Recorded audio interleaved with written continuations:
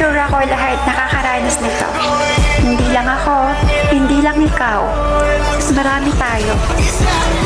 Alam nyo, sa tagal-tagal kong naglalaro ng ML, nasaling na ako na minsan kapag naglalaro ako lang mag-isa. Maswerte na nga kayo kasi may nakakalaro kayong malalakas. Iba na kasi ang basihan ngayon eh.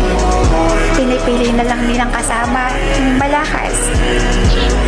Paano naman kaming mahihina? Hindi ba namin deserve na may kasama maglaro? Hindi ba namin deserve na isama niyo kami? Bakit ganun?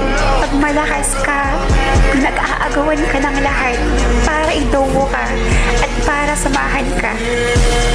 Tapos, hindi mo namamalayan na may nasasaktan ka na pala. Kasi iniiwan mo yung taong sinamahan ka sa